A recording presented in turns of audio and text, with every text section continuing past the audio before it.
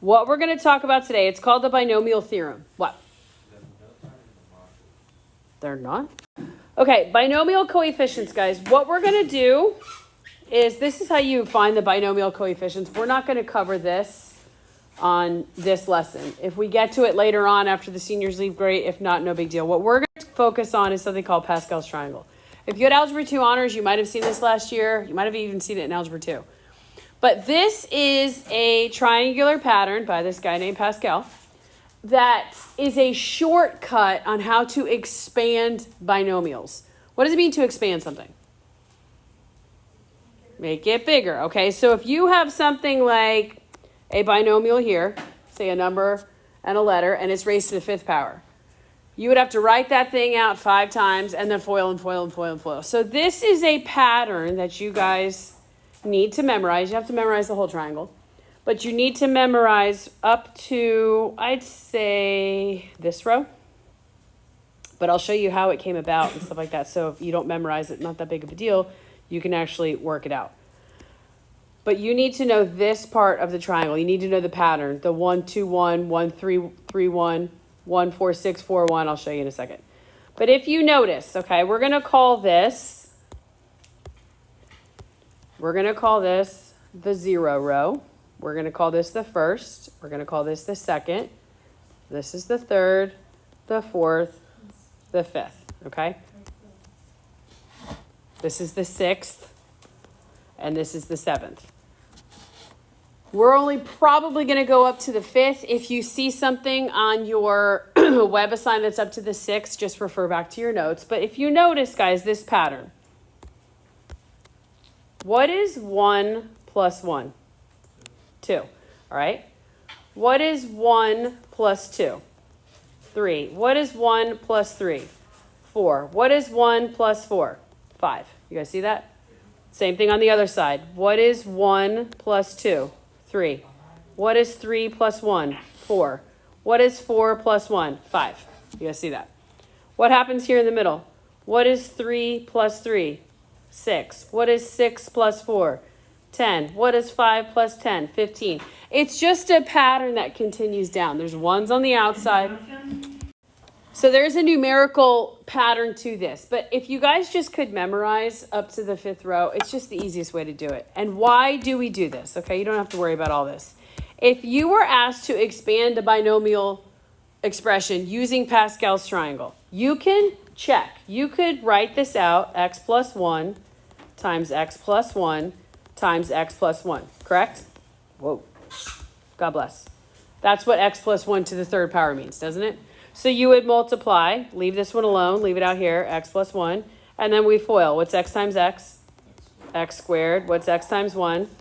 X. What's 1 times x? X. What's 1 times 1?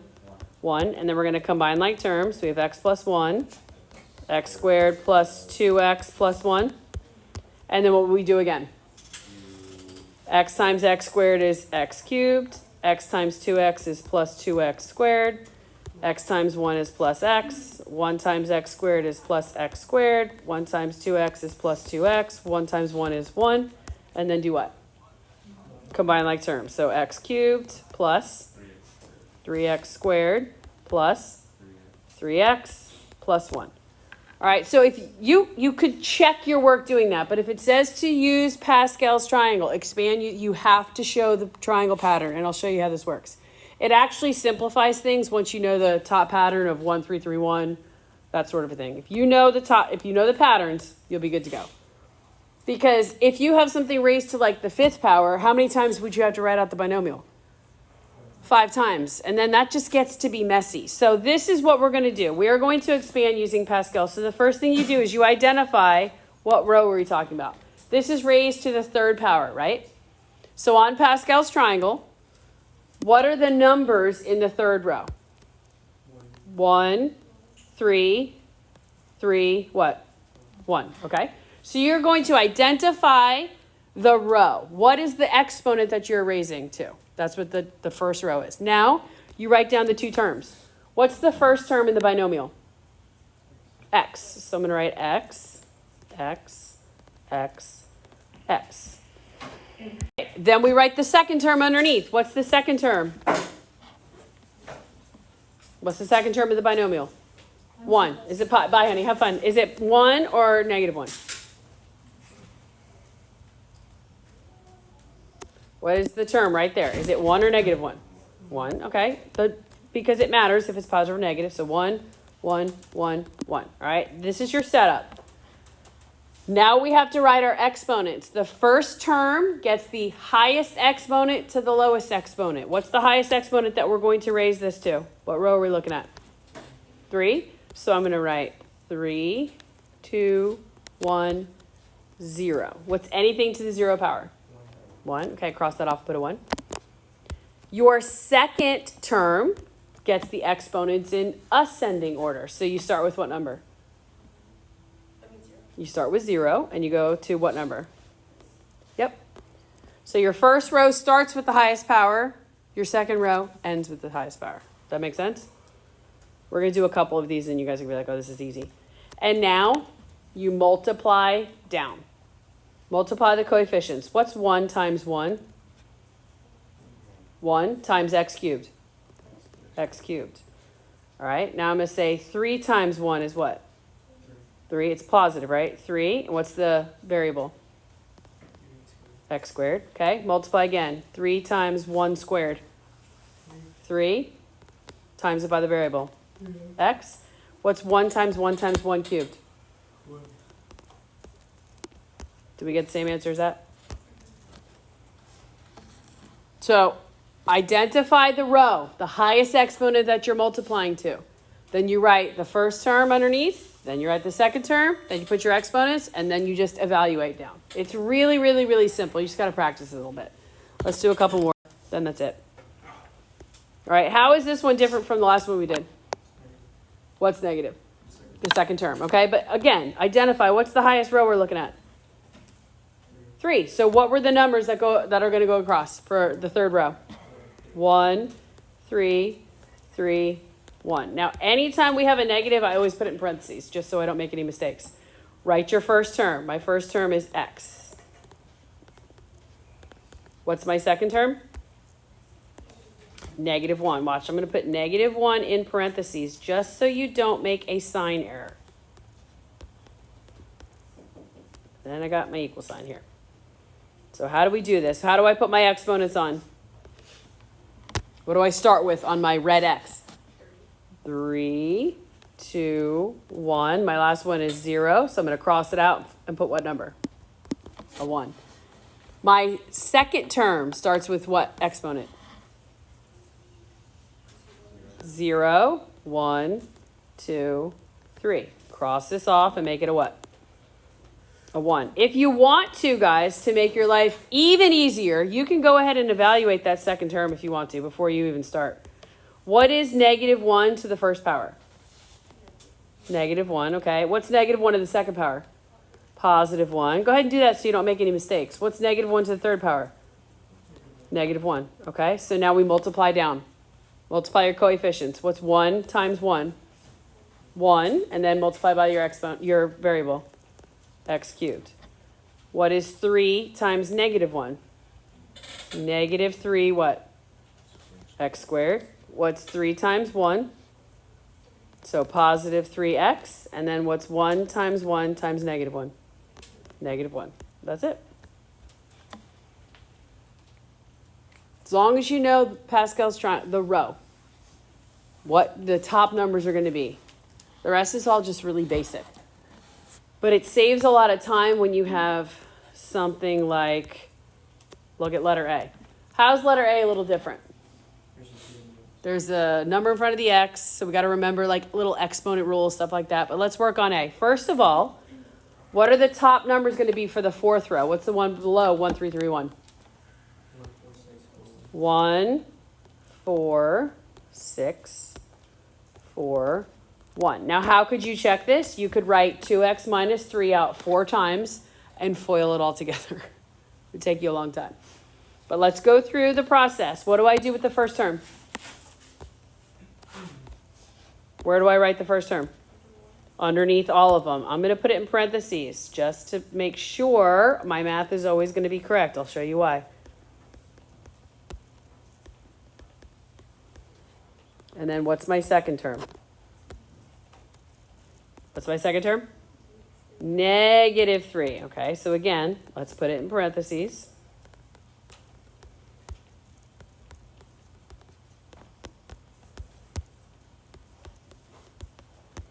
Now I'm going to put my equal sign, and then we're going to evaluate all this stuff before we go ahead and start multiplying down. All right, so what exponent am I starting with on 2x?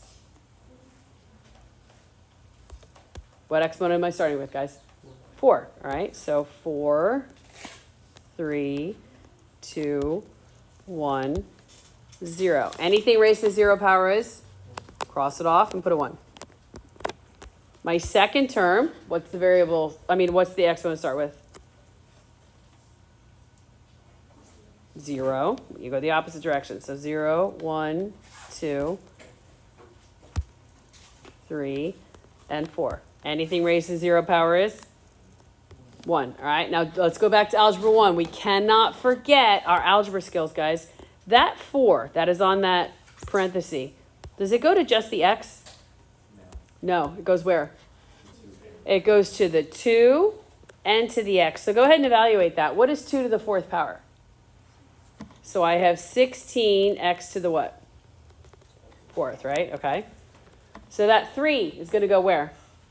To the 2 and to the x. This becomes 8x cubed. We'll let you use a calculator on this, I promise. So then the 2 goes to here and here, which gives us 4x squared. Perfect. And then I just have 2x, right? And I'm going to go ahead and do the same thing on the next one, just so I don't make any silly mistakes. What's negative 3 to the first power? Negative 3. What's negative 3 to the second power? Positive 9. What is negative 3 to the third power? Negative 27. And then what is negative 3 to the fourth power? Positive 81. So now we've gone through and we've just simplified all of our little problems. We distributed exponents, that sort of thing, and then we multiply where? Straight down. So just do your numbers first. What's 1 times 16 times 1? 16. So you have 16 x to the 4th. What's 4 times 8 times negative 3? What is it? Negative 96. Okay, and it's x to the 3rd. What is 6 times 4? 24 times 9. 216. Okay, so plus 216 x squared. What is 4 times 2? 8 times negative 27. Use your calculator, it's fine. What's 8 times negative 27? Negative 216, okay, x. And then you have 1 times 1 times 81. Plus 81, there you go. So again, how would you check that? How would you check to make sure that this and this are the same? What would you have to do? You'd have to write out 2x minus 3. How many times? 4 times, and do a whole bunch of foiling. It's a huge mess. That's why we use Pascal's. Let's do the last one and then we're done. The last one's a little bit different. That's why I want you guys to see it. And it is a long one. I understand. Just bear with me. It's x minus 2y to the 5th power. You know, can we give you 10 of these? No. What's your first step? First step we do is identify the row that goes at the top. So what's my 5th row? What are the numbers I'm putting at the top? 1, 5, 10, and then what? 10, 5, 1. Give yourself room, guys. 1, 5, 10, 10, 5, 1. All right, so now I'm going to write my first term. What's my first term all the way around? X, X, X, X, X, X. What's my second term? Negative 2y. Let's be careful with that. I'm going to put each of them in parentheses. Negative 2y, negative 2y, negative 2y, negative 2y, negative 2y, negative 2y. All right, we haven't had to do any thinking yet. We're just kind of setting everything up. Now let's put our exponents on. How do I start my exponents on my x variable? I go from 5 to 0. Good. You start with the highest exponent. 5, 4, 3, 2, 1, 0. Anything raised to 0 power is? Perfect. Now my second term, how do my exponents go? The opposite direction, 0 to 5. So I'm going to say 0, 1, 2, 3, 4, 5. And you guys will be able to use a calculator, so go ahead and grab one now. So anything raised to 0 power, guys, again, is what? 1. You should be able to cross off the last number on the first term, the first number on the second term. Every single time this happens the same way. Now I'm going to go ahead and do a little more simplifying. Negative 2y to the first power is what? Negative 2y, correct? What is negative 2y to the second power? Positive 4y squared. What is negative 2y to the third power? Negative 8y, good. Cubed. What is negative 2y to the fourth power? 16y to the fourth, good. And then what is negative 2y to the fifth power? Negative 32y to the fifth. Great. And then, guys, we multiply down. When you have more than one variable, write the variables in alphabetical order. What's going to come first here, x or y? X, okay? So multiply your coefficients first. What's 1 times 1? 1 times x to the fifth. X to the fifth, okay? What is 5 times negative 2? Negative 10. And then what is your last name? What's the variables? X to the fourth, y to the first. All right? Then I'm going to say 10 times 4 is plus 40. What's your last name? X cubed, y what? Squared, okay? 10 times negative 8. Negative 80. What's your last name? X squared, y cubed. 5 times 16. Positive 80. X to the first, y to the fourth. And then 1 times 1 times negative 32. Negative 32, y to the fifth. What do you guys notice about the exponents? They what? Okay, they reverse. What else do you notice? What's if you add the exponents together on the first term, what's the answer? 5. If you add the exponents together on the second term, what's the answer? 5. If you add the exponents together on the third term, what's the answer? 5, right? 3 plus 2, 2 plus 3, 1 plus 4. There's a pattern to all of this. Now, if you want to check it, you would write out x minus 2y, how many times? 5 times, and then have a mess going on your paper. So the biggest thing I can say to you guys is any one of these problems, just write down the pattern or take a picture of it, put it next to it. Just remember the first, you really only need 3, 4, and 5, those rows. The third row is 1, 3, 3, 1. Second row is 1, 4, 6, 4, 1. The third row is 1, 5, 10, 10, 5, 1. You'll get it. Just practice it.